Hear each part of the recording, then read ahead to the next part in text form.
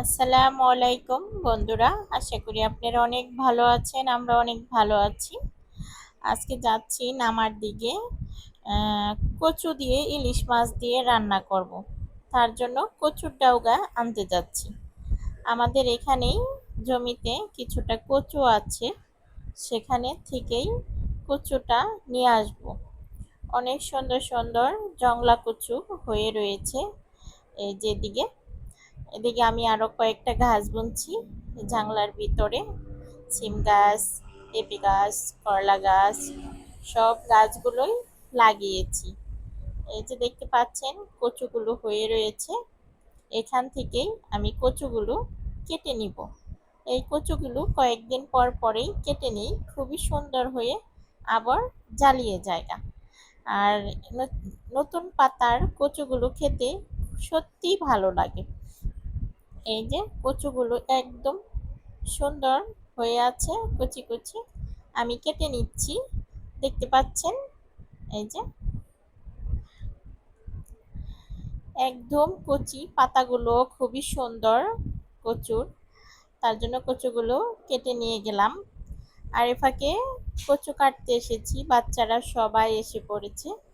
এই যে দেখুন, মাইশা আছে, মাইশার বান্ধবী আছে, যে আয়শা বুড়ি আছে। আয়শা বুড়ি তো কত কথা বলছে, তা বলার মতো না। আর মিটিমিটি হাসছে।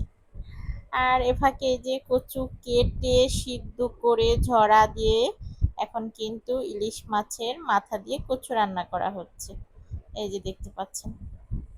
দিয়ে দিলাম মরিচ গুঁড়ো, দিয়ে দিব হলুদ গুঁড়ো, পেঁয়াজ, কাঁচা মরিচ, আদা বাটা, জিরা গুঁড়ো, সব কিছুই দিয়ে তারপরে আজকে ইলিশ মাছ দিয়ে কচু রান্না করব।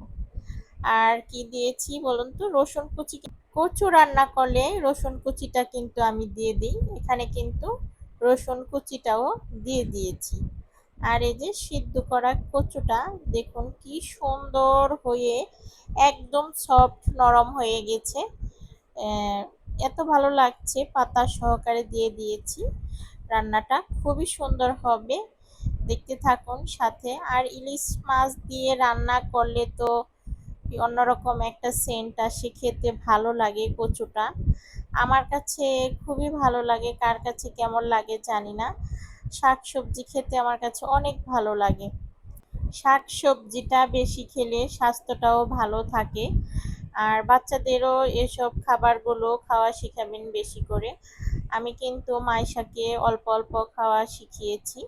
মাইশার দাদুকে এতটা খাওয়াতে পারি নাই, এখন তাও কিছুটা খায়, একদম তাও খায় না। মাইশাকে তাও বলে একটু খাওয়ানো যায়। বাচ্চাদের এই কচুটা খাওয়াইতে পারলে অনেক উপকার। এই কচু শাকটা, যে কোনো শাকই হোক, বিশেষ করে লাল শাক, কচু শাক, এগুলা বেশি বাচ্চাদের জন্য উপকার। এই যে দেখুন, কচু ভাজিটা কিন্তু হয়ে গেছে, সুন্দর হয়েছে একদম। কালারটাও খুবই সুন্দর হয়েছে, আর ভাজিটাও খুবই স্বাদ হয়েছে। লবণ চাকা টেস্ট করে নিলাম। আল্লাহ হাফেজ বন্ধুরা।